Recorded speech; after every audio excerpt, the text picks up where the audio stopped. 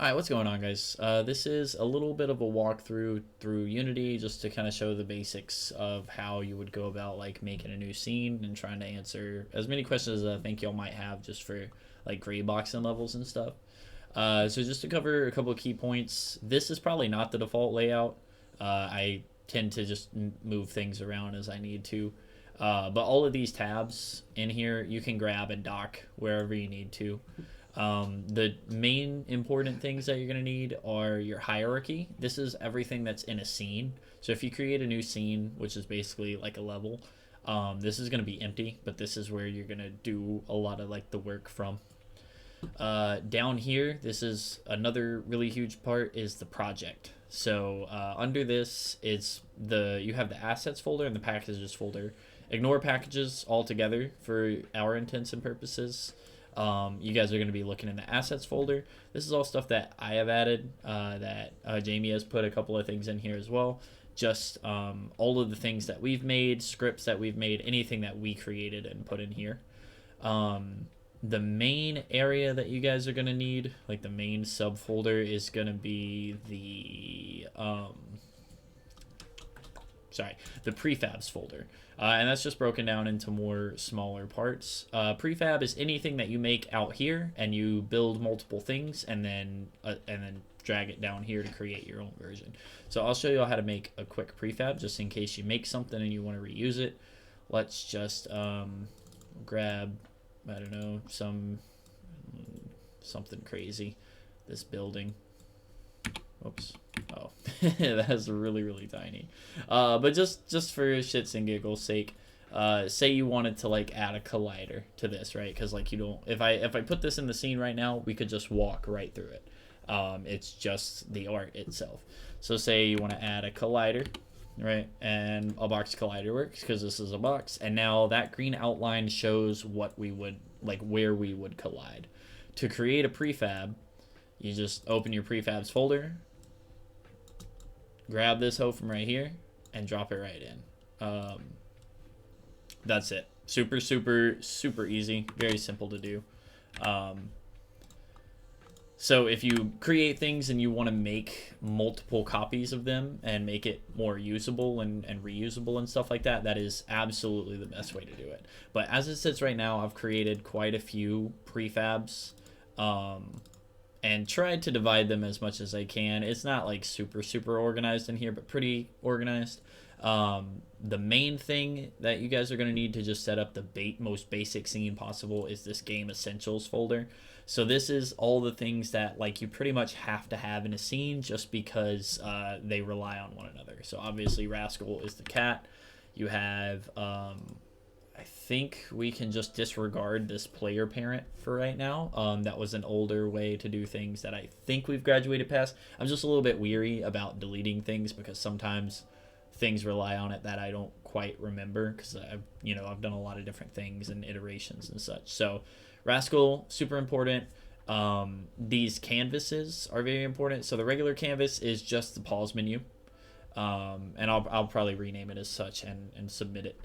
The souls canvas is just that overlay of UI when you pick up a new soul or when you're sprinting or anything like that. And the big difference between these two is it needs to be separate so that it can disappear and fade in and out and only appear like when we need it. Because we didn't want that like UI to be there all the time. Empty soul image should probably be by default on the souls canvas, but just in case, it's right here. The way that we have it working is it's just an empty image that gets swapped out with filled images based on the number of things that we picked up. The load canvas is the loading screen that pops up. So when you leave an area or when you like make something happen, this will play while the new scene is actually loading. The main camera, this is just so that it's consistent across all scenes. The soul fragments, it's called the soul frag parent. It just has everything tucked inside of it. If we open it up, it's got all the pieces beneath it tucked in properly. Most of these things should probably be drag and drops. The stamina slider is the slider at the bottom of the screen. So to create a new scene, these are your scenes. So there's a whole folder for these as well. A new scene. Right now we have city credits, forest menu, so on. A scene is just a level. Control N is the hotkey, or you can just type it or pull it from that little sub menu into the file folder there, the file tab. We are using URP, so do not click basic built-in. That'll ruin all of your work will be for naught. Also, don't do empty. You can do basic or standard. I actually think we're doing, yeah, basic. The reason for that is standard already has a camera and all that kind of stuff that we don't need because we've already created our own. So create a new scene, and by default, it's going to have absolutely nothing in here. If you ever want to see what your camera would see, oh well, this still kept the main camera directional light, so that's useless. So this is how you would go about creating a brand new scene from thin air. You would just come in here, grab the main prefabs. So the Rascal is going to be pretty important. This is your world space. So this right here is the inspector. Anything that you click on, all of the information about it will be contained right here. So Rascal is our character, but he has a lot of pieces to him. So this is the actual skeleton of Rascal. This is the actual model. This is his bandana. These are the particle systems attached to him. You can turn anything and everything off with this little click right here. So, and then it grays it out if it's not active. So I was just working on the city level. That's why rain is active, God rays are inactive. Turn it all off, whatever you need to do. Then on Rascal himself, you'll notice that there are quite a few different scripts attached and different things. So the character controller is just what moves him. None of this needs to be edited for you guys. It's already kind of done. Audio source is just how we play the meow sounds. Animator is how he moves, obviously. This handles the movement of the animation, and you'll notice, like, if it says something like this, like none, you need to drag in many cases. Sometimes the code can autofill it, and I try to do that everywhere where possible, but that's not always feasible. So if you see something like this, this animator probably already corrects itself, but just in case, what is going to animate Rascal? The animator that's attached to him. You just have to drag it and drop it right into place. Rascal, I think, should autofill. You can always test it like this. Yeah, so it went ahead and filled in like that. No problem there. So yeah, just go ahead and open these things up. Character controller should be the same deal. Yeah, it automatically goes ahead and autofills. If you don't have something assigned properly in here, you will get an error in your console. This is where you get any and all error messages and lets you know that you've done something wrong. I forget the exact terminology. It says null reference exception, I think is what it says. And all that means, it seems like a very scary code, seems way more complicated than it is. All that means is that you forgot to plug something in. And that will be the single most common error message that you see within Unity. And it's a lot, it seems a lot more intense than it really is.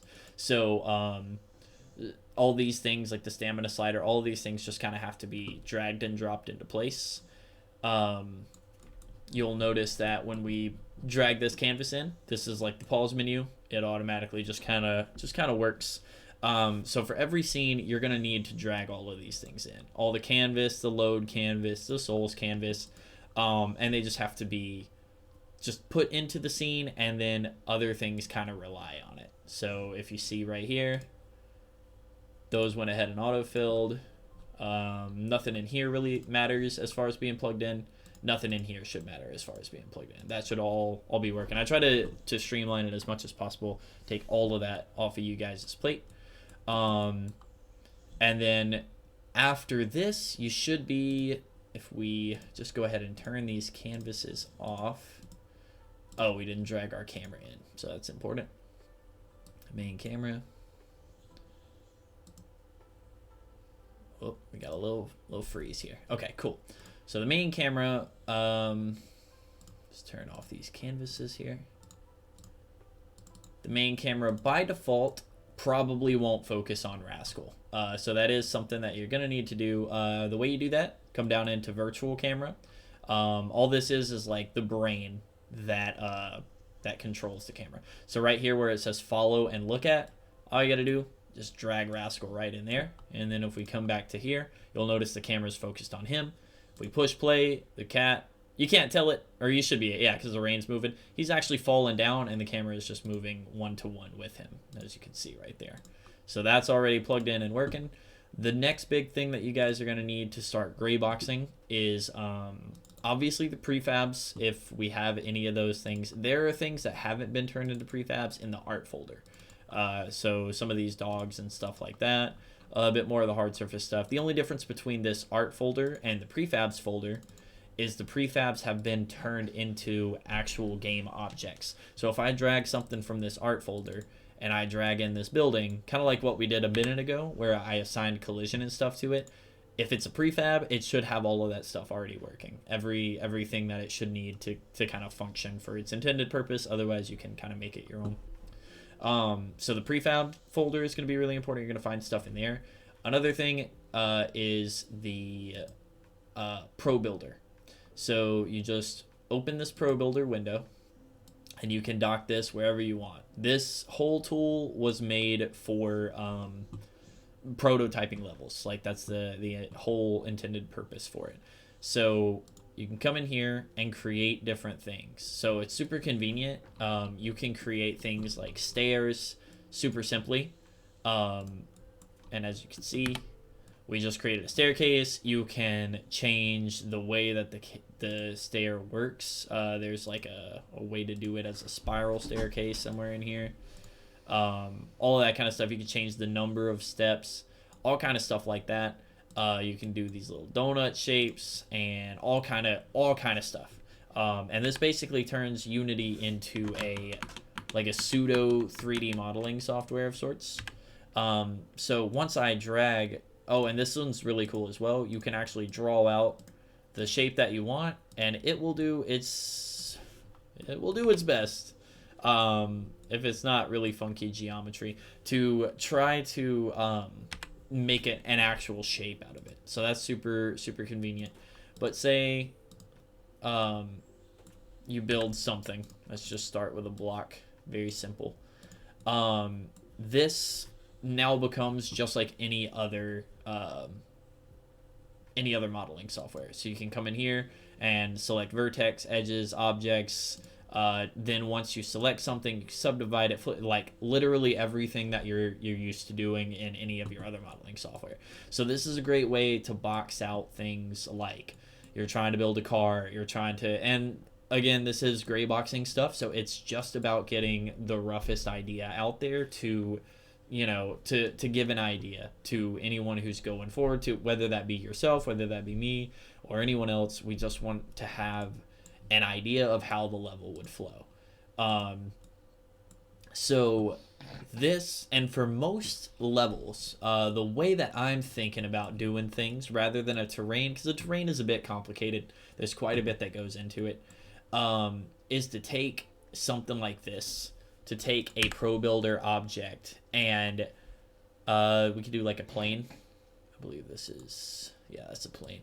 Make a fat ass plane right here, okay? And then as long as there's no like rigid body and stuff like that attached, which if that doesn't sound like something you know what it is, then perfect, because y'all don't really need to mess with them too much. It won't like sink down. So Rascal's gonna fall until he lands on this, and then boom, this now acts as your ground. The benefit of doing it this way is rather than dealing with a super high poly thing that needs to be sculpted in a method similar to like ZBrush or something, it's much more akin to Maya Max or Blender, where you then just come in here and mess with these. So you can grab, let's just say like all of these faces, subdivide it. This is how I did the level for the first, or how I did like the terrain, quote unquote, for the first level. Is once you, we come into object mode, subdivide it, then you can come in here, grab these individual vertices and pull it up, and that's how you get a low poly terrain in here super simply. So that speeds up workflow, makes life super simple, and this in combination with another really cool thing called Polybrush makes life a hell of a lot easier. So what Polybrush does is allows you to paint things on things. So this right here is how you sculpt the mesh. So if I zoom in, this works a bit more like like ZBrush or something of the sort, where this is like your sculpting tool. So you can use this to pick up and push down individual vertices, and this works for any prefab, any mesh. So if I drag in that car that Brecken made, and that I did that in the first level, I can then use this tool to push and bend and manipulate it in different ways. And that's super, super convenient. But another thing is that it allows you to paint brushes, or it allows you to paint things on things. So all you do is drag the prefab down here into this palette, and then it's here for you to use. So I'm zoomed way, way, way too far out, but if I could zoom in far enough, I believe this, yeah, I'm painting a bunch of tiny little flowers right there. So anything that you put in here, and you can select multiple things, you can edit these settings so that you get randomized, where is it? So the way that that works is you have to select the prefab, and then you can change the way that it scales, rotates, all of that kind of stuff, right? And that's all completely up to your discretion, your control. So this is just a similar way to using the terrain painter, but it makes life a lot easier. So say we were doing the cave level, a cool way to do that would be come back into Pro Builder, go on Edge mode. It's a little strange getting into and out of Polybrush. I don't know if that's like a bug or if that's just some oversight on my part, but clicking in and out a couple of times will usually help. But say, you know, and holding shift, it's very similar to many of the other things that you've done. You can just drag up and create like an infinite wall so that we have something in the background. Again, you can subdivide this, give extrusions and stuff like that so it doesn't seem like a flat plane back there, you know, give it some depth, all of that kind of stuff super simply. The sky is the limit, right? Never be afraid to make any types of mistakes. Again, I've said it and I'll keep harshing on it. Like, I have backups on backups. There's always a way for me to go back to a stable state so you guys don't have to worry about messing anything up. You know, go haywire, just kind of play with everything. Look into this inspector panel, this property panel, for anything you have questions about. Pretty much anything you can hover over, just hover for a second and it gives you more details.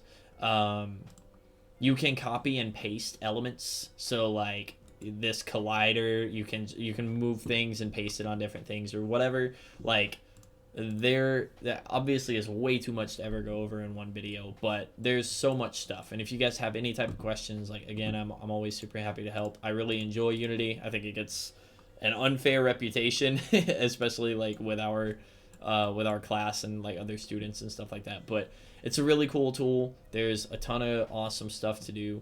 I'm trying to think of if there's like anything else that I need. I'm sure there's things that I'm missing, but this should be, you know, a good way to get you started, the basics of things. So like if I were just to make a quick level right here, I would go into prefabs. Let's just pretend we're making another city. You come in this bad boy, you scale that shit up by like 1,000 on each axis or whatever.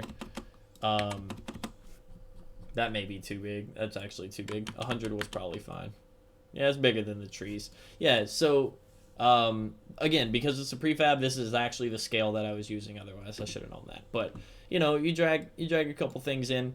Another cool thing to do, you guys are kind of gray boxing, but if color is important to what you're trying to convey, I have an entire materials folder in here, and it's broken down into different areas. You are more than welcome to copy these, modify these, whatever you want. You can come in here, and this is, you know, just like editing color and any other thing. So there's a base map. Yeah, you can change the metallicness, how smooth it is, if it emits a color, all of that kind of stuff. Super simple, super on the fly.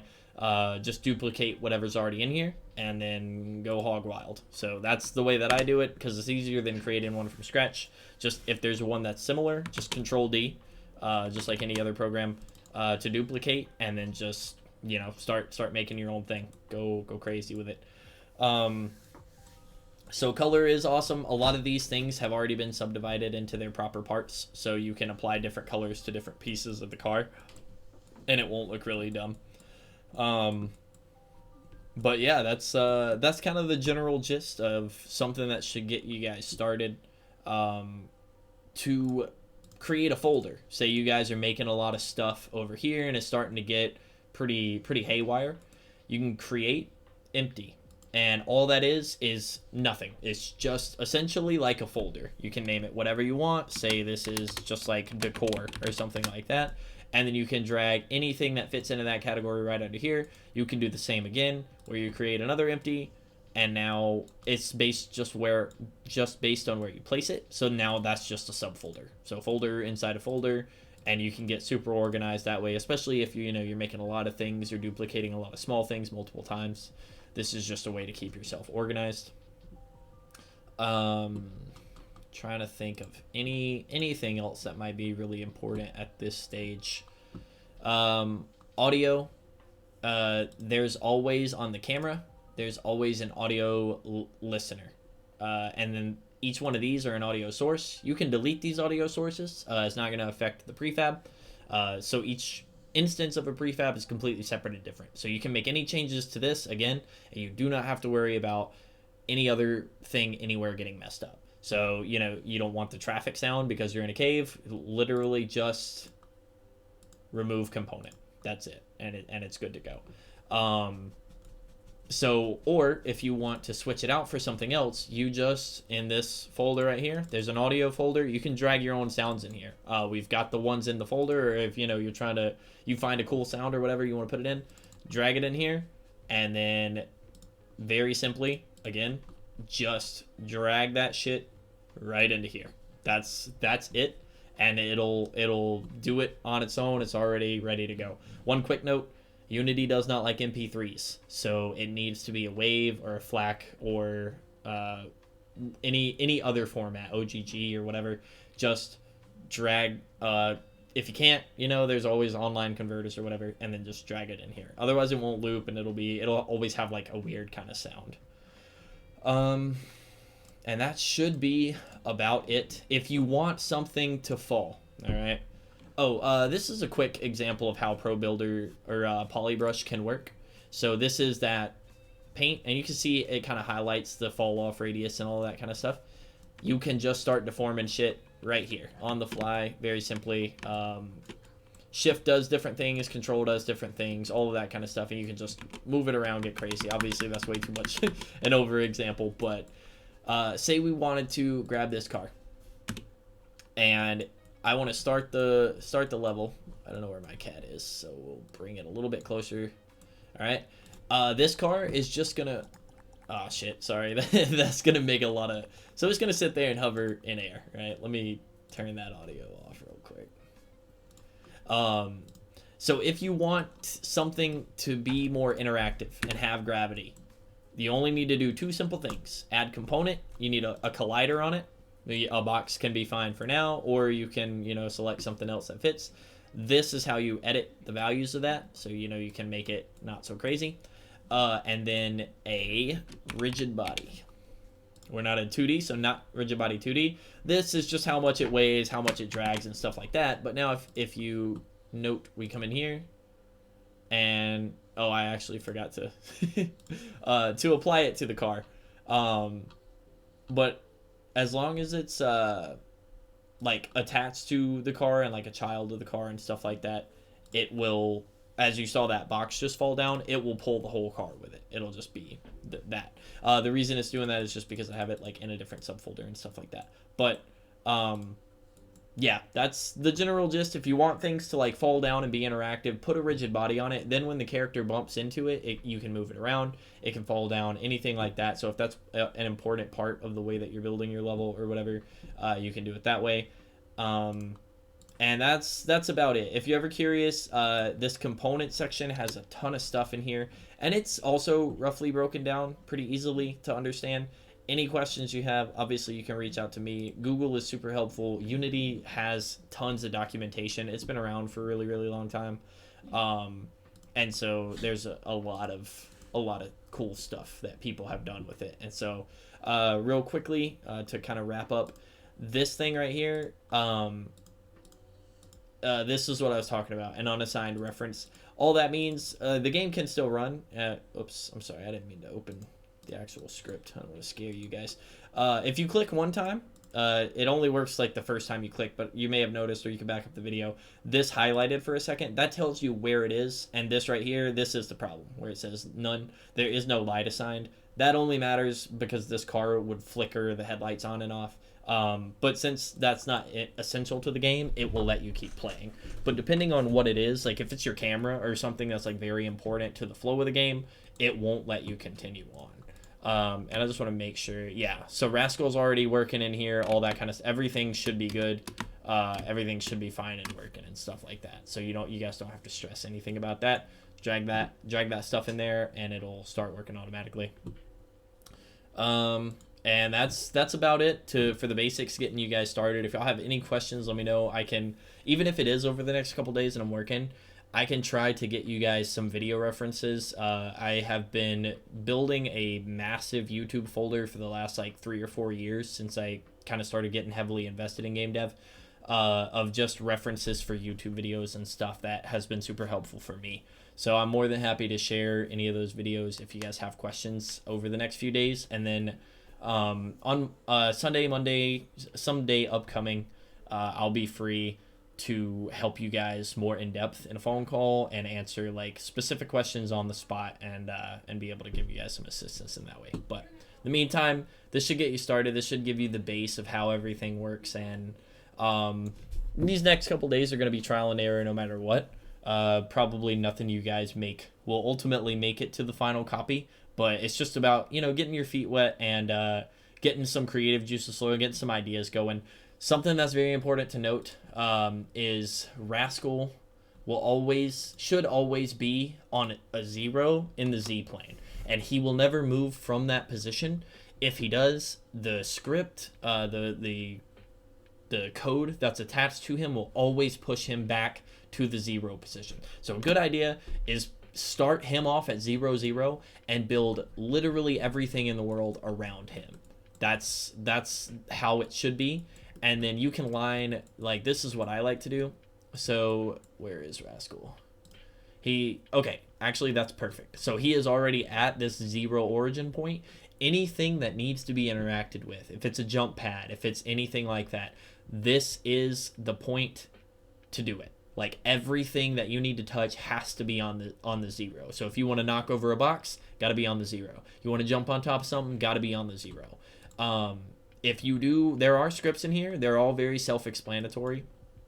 And again, they are very drag and drop. So I could turn this car into a jump pad simply by grabbing the jump pad script. Jump pad. Boom. Literally drag and drop it right onto it. I can drag and drop the jump pad onto the whole world, and then the entire level will be a bouncy pad. Maybe not, because I didn't turn it into a trigger. The only thing you would need to do if you do use the jump pad is where it says collider, trigger needs to be turned on. That's it. Just little things like that. Obviously, I could answer that over a text question and stuff like that. But if you guys want to try any of this stuff, there's a falling platform script in here that we've never used. You just attach that to something, and then when the player jumps on it, it'll shake for a second, and then it'll fall down. That won't be very necessary. Play sound. So this is just to play sound once. You can attach it to anything, and then when you touch it with your player, it'll make a sound. So if you want to make boxes make sound when you bump into them, whatever the case may be, all this script does very simply is play a sound one time, and stuff like that. So all pretty self-explanatory, pretty easy to understand for the most part. And again, I am available for any questions and stuff. So good luck, guys, and let me know if y'all need anything.